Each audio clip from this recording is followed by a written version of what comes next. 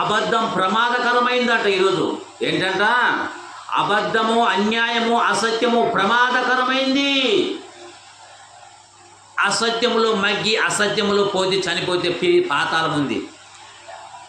అందుగురించే ప్రకటన గ్రంథం 21వ అధ్యాయం చూద్దాం, ఏమని చెప్తుందో ఒకసారి లేఖనం చూద్దాం. ప్రకటన గ్రంథం 21వ అధ్యాయం 27వ వచనం, గొర్రెపిల్ల యొక్క జీవ గ్రంథం మందు వ్రాయబడిన వారే దానిలోనే ప్రవేశింతురు. నిషిద్ధమైనదైనను, అసహ్యమైనదైనను, అబద్ధమైనదైనను జరిగించు వాడి ఎవడైనను దానిలోనికి ప్రవేశించు. వాడి ఎంతటి వాడనైనను, ఎంత ధనవంతుడైనను, ఎంత కోటీశ్వరుడైనను, ఎంత కూటికి లేని వాడైనను వారందరూ మట్టికి పాతాలను పోవాల్సిందే. ఒకసారి నీ జీవితాన్ని ఆలోచించుకో. ఈ వాక్యం వింటున్న నీవు ఒక్కసారి రాలిపోతే పరిస్థితి ఏంటి? ఎవరి పేరైనను నీ పేరు జీవ గ్రంథంలో పేరు పడాలంటే అబద్ధం మానుకొని సత్యం కొరకు బతుకాలి ప్రియులరా. అబద్ధం ప్రమాదకరమైంది. అందుగురించే దేవుని వాక్యం చెప్తుంది, నరులారా ఎంతకాలము నా గౌరవం అవమానంగా మార్చరు, ఎంతకాలం వ్యర్థమైన దాన్ని ప్రేమిస్తారు, ఎంతకాలము అబద్ధమైన దాన్ని వెతుకుతారు. అబద్ధమైన వెతుకుతారు అంటే చెప్పండి, ఏది అబద్ధం? ఎంతకాలము శరీరాశ, నేత్రాశ, జీవకుటుంబం అబద్ధంలో మునిగి అబద్ధంలోనే మతోన్మాదులుగా, మూర్ఖంగా, అజ్ఞానులుగా తనలో మూఢభక్తిలో ఉండి చచ్చిపోయి పాతాళం పోతుంది. మూర్ఖత్వంగా అంధకారంలో ఉండి వాళ్ళ మైండ్ అంధకారం దొబ్బేసింది. అందుగురించే అబద్ధం ప్రమాదకరమైందని లేఖనం చెప్తుంది. అబద్ధమైన దాన్ని వెతుకుతారు మీరు. నా ప్రియమైన జనాంగమా, మీరు నా వైపు రావాలంటున్నాడు. మత్తయి సువార్త 11వ అధ్యాయం 28 చూస్తే, ప్రయాసపడి భారము వచ్చిన సమస్తమైన జనులారా, ఓ మిలిటికాలి జనాంగానికి కూడా కాదు, ప్రపంచ దేశాలకు చెప్తున్నాడు ఆయన. ప్రయాసపడి పాప భారం మోచిన సమస్తమైన జనులారా, మీరు నా యొద్దకు రండి, నేను మీకు విశ్రాంతి ఇస్తాను. ఈ రాజ్యంలో కష్టపడి దేవుని కొరకు బతికి, దేవుని కొరకు నిందలు, బాధలు, అవమానాలు పడితే నీ ఆత్మకు విశ్రాంతి. అదే విశ్రాంతి. నా దగ్గర కదా, నేను నీకు విశ్రాంతి ఇస్తానంటాడు యేసు ప్రభువు వారు. ఎంత గొప్ప దేవుడు అంటే, తండ్రి అయిన దేవుడు తన ప్రియ కుమారుని పంపించాడు నీ కొరకు, నా కొరకు, మనందరి కొరకు. నీకు విశ్రాంతి ఇవ్వడానికి, నీకు పరలోక రాజ్యం ఇవ్వడానికి, నీకు నెమ్మది ఇవ్వడానికి న్యాయం వస్తే నీవు అబద్ధముల మునికి అబద్ధముల సచ్చి గుంతుకుపోతే న్యాయమేనా? న్యాయమైన పోరాటం, న్యాయమైన దేవుని నమ్మాలా, ఆ సత్యాన్ని రూపుమాపుకొని దేవుని కొరకు బతకాల ప్రియులరా. అందుగురించే ప్రకటన గ్రంథంలో ఎవరు పోతారు అబద్ధం చెప్తే? ఇంకా ఎంతకాలము వ్యర్థమైన దాన్ని ప్రేమిస్తారు, ఎంతకాలము వ్యర్థమైన ప్రేమిస్తారు, ఎంతకాలము అబద్ధమైన దాన్ని వెతికెదరు అని చెప్తుంటే, ఒకసారి బైబిల్ గ్రంథంలో చూస్తే ప్రకటన గ్రంథం మరి 22వ అధ్యాయం మరి ఏమి చెప్తుందంటే, 21వ అధ్యాయము 8వ వచనంలో ఎవరు పోతారంటే, వేదనకరమైన పిరికివారు, అవిశ్వాసులు, అసహ్యులు, నరహంతకులు, వ్యభిచారులు, మాంత్రికులు, విగ్రహాదికులు, అబద్ధికులందరూ అగ్నిగుండములో మండు గుండములో పాలు పొందుతూ రెండవ మరణం. అగ్నిగుండములో కాలాల, యుగయుగాలు కాలాల. నా ప్రియమైన జనాంగమా, నా యొక్క జనాంగమా, ఈ మిలిటికాలి ప్రజలకు ఒక్కటే కాదు, ఎమ్రు మండలానికే కాదు, ప్రపంచ దేశానికి చెప్తున్నాడు దేవుడు. యేసు ప్రభువు వారి ద్వారా పలికించాడు మాట. పాప భారం మోచిన సమస్తమైన జనులారా, మీరు నా దగ్గర రండి అంటాడు. మనం వస్తున్నామా ఆయన దగ్గరికి? ఆయన చిత్తాన్ని జరిగిస్తున్నామా? ఎంతకాలం వ్యర్థం. అందుగురించే శాస్త్రులతో పరిశీలన చేసుకుని, నేను నిజము చెప్పిన మీరు నమ్మలేకపోతున్నారు. మీరు మీ తండ్రికి అపవాద సంబంధులు నేను నిజము చెప్పిన మీరు గ్రహించలేకపోతున్నారని. యోహాను సువార్త 8వ అధ్యాయం 44 చూస్తే నేను నన్ను చెప్పిన నిజం నా బోధ వినలేకున్నట్టు మీరు మీ తండ్రిగా అపవాద సంబంధులు అంటాడు.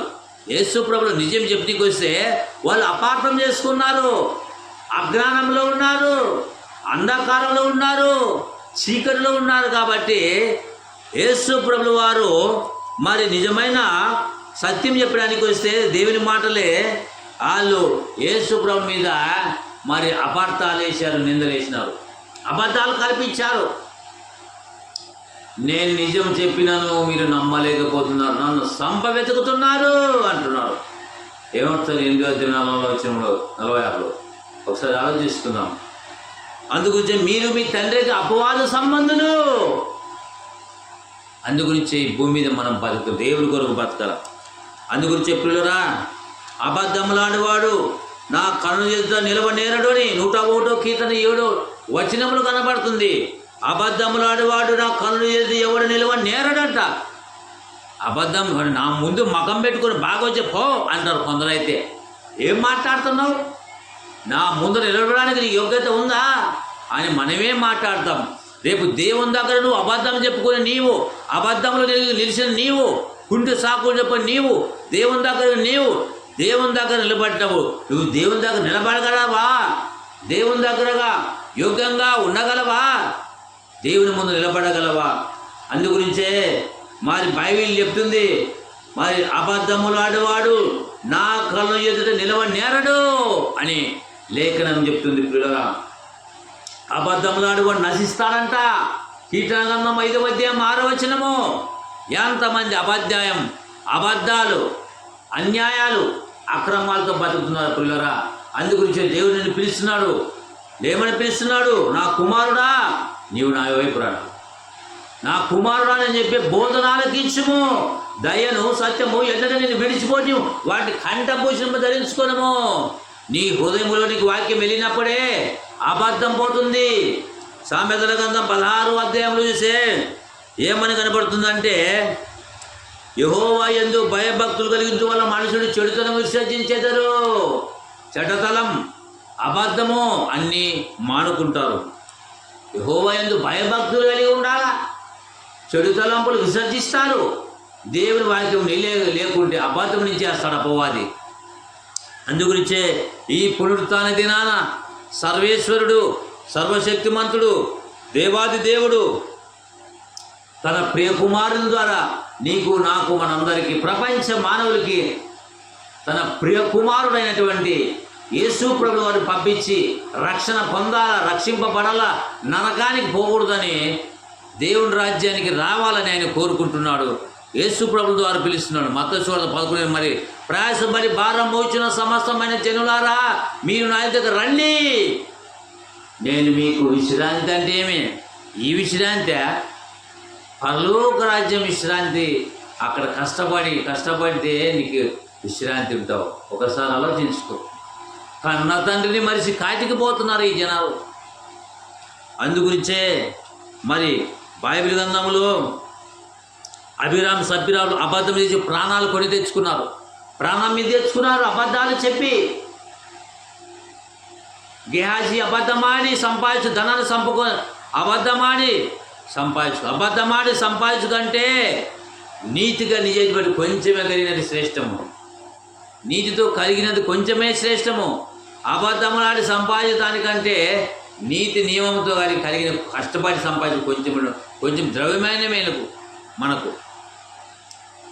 ఈ సమయంలో దేవుని వాక్యం చెప్తుంది, మీరు కొలస్సీ 3:9 మీరు ఒకరితో ఒకరు అబద్ధం మాట్లాడకుడి. మీరేం చేయాలంట? ఒకరితో ఒకరు అబద్ధం మాట్లాడకొద్దండి అని లేఖనం చెప్తుంటే కూడా అబద్ధం మాట్లాడుకుంటే న్యాయం ఎక్కడుంటుంది చెప్పండి? అబద్ధం. మీరు ఒకరితో ఒకరు ప్రేమ కలిగి ఉండాలా, ఒకరితో ఒకరు అబద్ధములాడకూడదు అని లేఖనం కొలస్సీ 3:9 చెప్తూ, మీరు క్రీస్తు లేపబడిన వారైతే పైన వాటిని వెతకండి, అక్కడ క్రీస్తు దేవుని కుడిపార్శ్వమున ఉన్నాడు. మీ జీవము క్రీస్తులో కూడా దాచబడింది. అబద్ధం చెప్పే వాళ్ళకి దేవుని రాజ్యం లేదు. ఆ అబద్ధములు అజ్ఞానములు ఉండేవారికి పాతాళం. చూశారు కదా 21వ అధ్యాయంలో, పిరికివారు, అవిశ్వాసులు, అపనమ్మకస్తులు, దుష్టులు, దుర్మార్గులు, తాగబోతులు మండే ఆ పాతాలను పోతారని లేఖనం చెప్తుంది. ప్రియులారా, ఒకసారి మన జీవితం ఆలోచించుకుందాం. అందుగురించే అబద్ధం కొంతమంది తీగుంటుంది. ఈరోజు ఆ సత్యాన్ని ప్రకటించాలా. సత్యాన్ని ప్రకటించకపోతే అబద్ధమే ఈరోజు నిజమయ్యే ప్రమాదం ఉంది. ప్రియులరా, సత్యమే క్రీస్తు. సత్యమే చెప్పాలా. సత్యం చెప్పుకోకుండా సమాజంలో ప్రచారం లేదంటే అబద్ధమే ఈరోజు నిజమై అది ఏరులై పారుతుంది. ఆ అబద్ధమే నిజమని నమ్మే వాళ్ళు లేకపోలేదు. ఈరోజు ప్రియులరా, ఎంతోమంది గుడ్డిగా అంధకారంలో గుడ్డి పట్టుగా మొండిగా వాదిస్తూ అబద్ధమే నిజమని చెప్పి ఎంతోమంది కాలగర్భంలో కలిసిపోయినారు కొందరు. ఈరోజు నీ వల్ల కాకూడదు. నీ బతుకు మారాలా. లూకా సువార్త 13వ అధ్యాయం 5వ వచనంలో, మీరు మారు మనసు పొందలేరులా మీరు అలాగే నశించుదు. చేంజ్. ఆ సత్యాన్ని అబద్ధాన్ని రూపుమాపుకొని సత్యం కొరకు బతకాల. పెద్దలు అంటారు ఒక మాట, సామెత, కాకై కలకాలం బతికావు అంటే హంసై 6 మాసాలు బతకడం మేలంట. కాకిలాగా ఎన్నాళ్ళు బతుకు, హంసలాగా 6 మాసాలు బతికినా చాలు. నిజాయితీగా క్రీస్తు బిడ్డగా 6 నెలలు బతికినా చాలు, 6 రోజులు బతికినా చాలు. 100 ఏళ్ళు బతికిన లాభం లేదు. అందుగురించే క్రీస్తు బిడ్డగా యేసు రక్తంలో కడగబడి దేవుని కొరకు బతికడానికి దేవుని రాజ్యం. అందుగురించే ప్రియులరా, ఒక్కసారి ఆలోచించండి.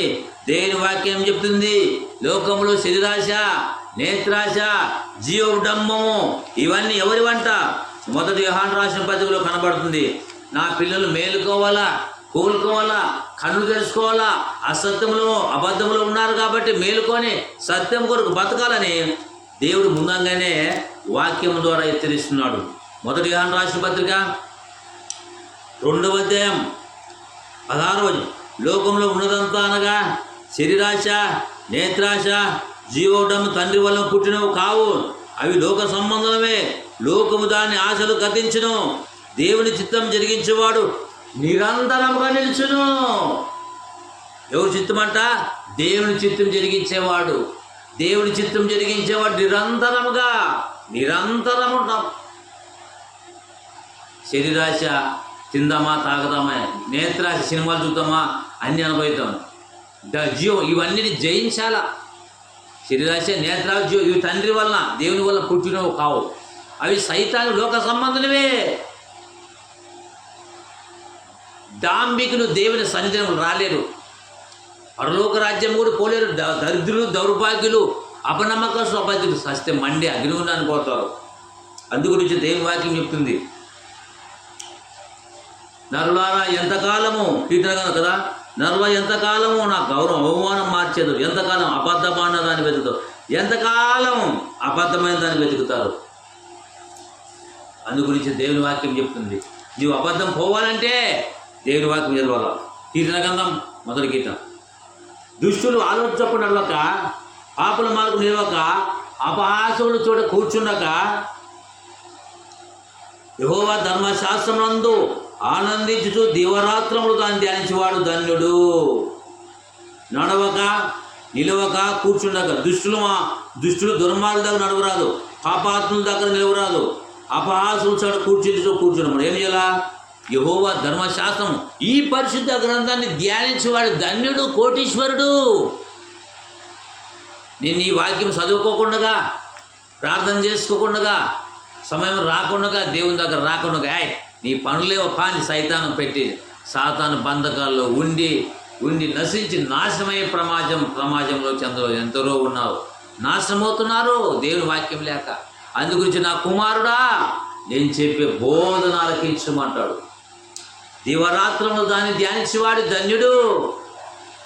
దివరాత్రం ధ్యానిద్దా. దావీదు రోజుకి 7 సార్లు దేవుని, దినమునకు 7 సార్లు ధ్యానించే 119 కీర్తన అధ్యాయంలో 119 కీర్తనలు చూస్తే మరి ఆయన రోజుకి ఎన్నిసార్లు ధ్యానించాడో ఒకసారి చూసి ముగించుకుందాం. దినమునకు 119 కీర్తన, మరి ఎన్నో కీర్తన అంటే 119 కీర్తన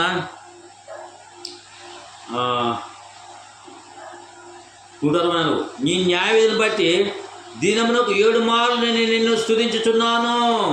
దినమునకు 7 సార్లు స్తుతిస్తున్నాడట దావీదు మహారాజు. అందుకొచ్చే అబద్ధం పోవాలంటే నీలోన ధ్యానం చేయాలా, చదవాలా, గ్రహించాలా, దేవుని సేవకుల మాట గ్రహించాలా.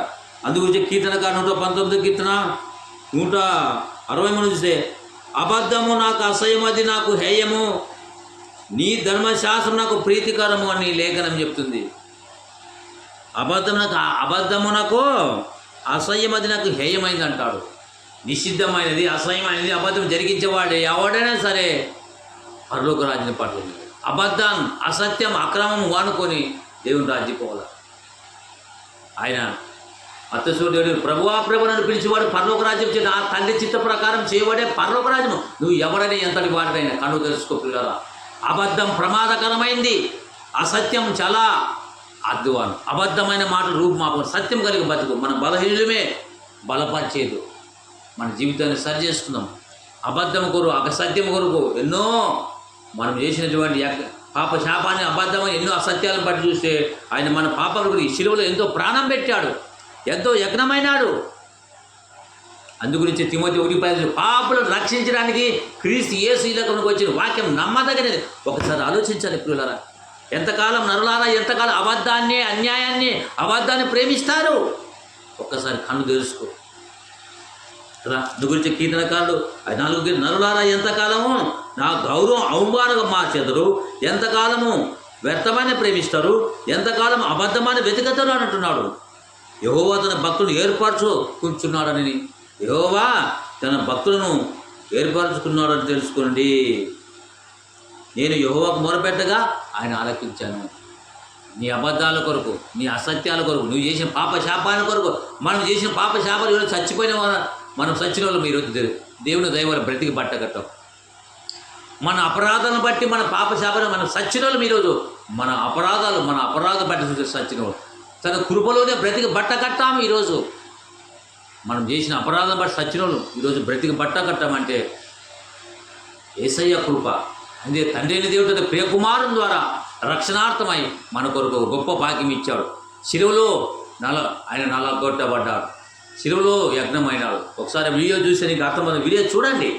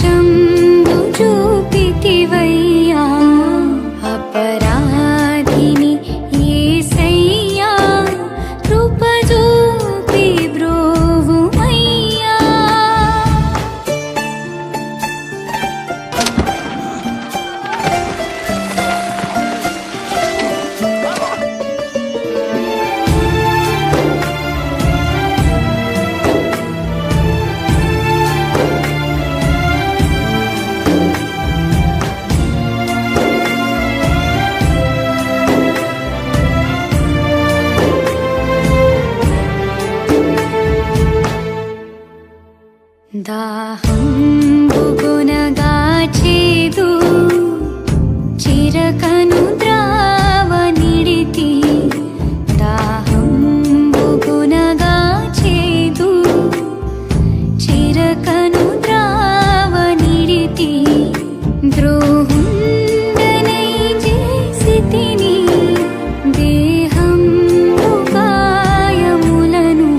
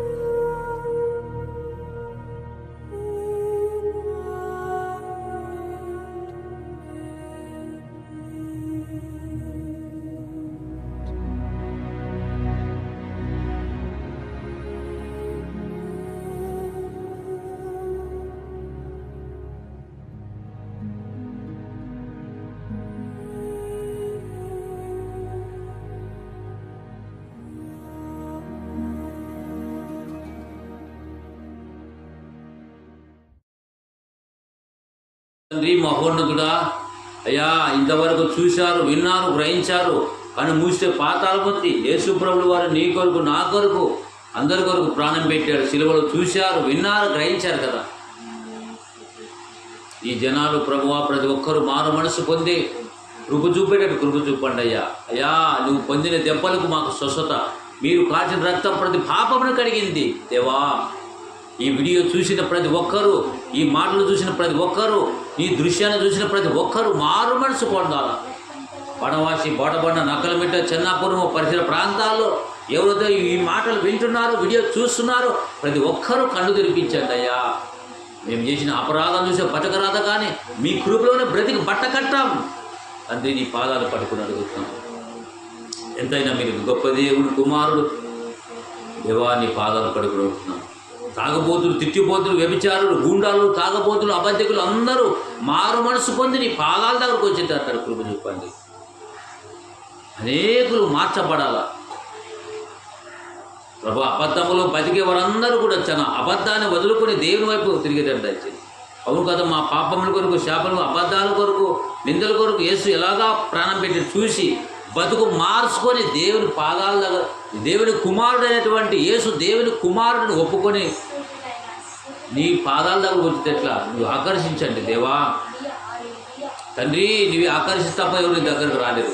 నిమిత్తం మాత్రమే కార్యం జరిగించండి. విత్తబడిన వాక్యం వృధా కాకుండా, విత్తబడిన వాక్యము అందరూ హృదయాలు నీరు కట్టి ఫలించే భాగ్యం దయచేయండి దేవా. ఈ కూడికను ఆది నుంచి అంతవరకు జరిపించినందుకై స్తోత్రాలు. ఈ పునరుత్థాన దినాన మాకు ఇచ్చావు. ఎంతో మందికి లక్షాధికారి కోటీశ్వరులైన భాగ్యం ఇటువంటి సావాసం ఇచ్చినందుకు స్తోత్రాలయ్యా. ఎక్కడ 2-3 ఉంటారో వారి మధ్యనే ఉంటారని మాట గొప్పది. ఈ పాదాలకు స్తోత్రము. బిడ్డల ప్రేమ తెచ్చిన కానుకలు దీవించి సేవ నిమిత్తం వాడబడే భాగ్యాన్ని ప్రసాదించమని వేడుకుంటూ నైనా మరి గుజ్జప్ప కొరకు ప్రార్థిస్తున్నాం. ప్రేమ్ కుమారు, మరి మధు, మరి చిట్టమ్మ కుటుంబాన్ని, లక్ష్మణ, అంజని, వెంకటాపురం, అదే నక్కలమిట్ట, పరమదుడు నాగేష్, చిట్టి, పద్మమ్మ, జయమ్మ కూడా సంపూర్ణ ఆరోగ్యం ఇవ్వండి అయ్యా. వారి హృదయం స్పందించని మారు మనసు పొంది పాప క్షమాపణ పొంది నమ్మి బాప్తిసం తీసుకొని క్రీస్తు పాదాల దగ్గరకు వచ్చేటట్టు కృప చూపని అనుగ్రహించండి తండ్రి. ఈ లోకం అశాశ్వతమైంది. నరులారా, ఎంతకాలం అబద్ధాన్ని వెతుకుతారు, వ్యర్థమైన దాన్ని ప్రేమిస్తారని లేఖనం ద్వారా చెప్పావు. అబద్ధం ప్రమాదకరమైందని లేఖనం ద్వారా చెప్పావు. ఆ అబద్ధానికి, అన్యాయాన్ని, అవిశ్వాసానికి యేసు ప్రభువా మేము చేసినటువంటి అపరాధాలను బట్టి చూస్తే ఈరోజు బ్రతకరాదు, కానీ నీ కృపలోనే బ్రతికి బట్ట కట్టాం. నీ శిలువలో కాల్చిన రక్తం విలువైన రక్తం. యేసు రక్తం ప్రతి పాపిని శుద్ధీకరించింది. నీ రక్తం ద్వారా మమ్మల్ని విమోచించినందుకు దేవా తండ్రి, నీ ప్రియ కుమారుని ద్వారా రక్షణ భాగ్యం ఇచ్చినందుకై నేను కృతజ్ఞతాలు చెల్లిస్తూ మా రక్షకుడైన, మా విమోచకుడైన, మా కొరకు సెలవులో ప్రాణం పెట్టి మరణాన్ని జయించి తిరిగి లేచిన సజీవుడైన యేసుక్రీస్తు వారి కొన్ని నామాన్ని బట్టి ప్రార్థించుచున్నాము మా పరమ తండ్రి. ఆమేన్. ఆశీర్వాదం మన తండ్రి యొక్కయు, కుమారుని యొక్కయు, పరిశుద్ధాత్మ ఆదరణ ఇక్కడ చేరి వారి అందరి మీదను సదాకాలంతో నిన్నుగాక. ఆమేన్. అందరికి వందనాలు.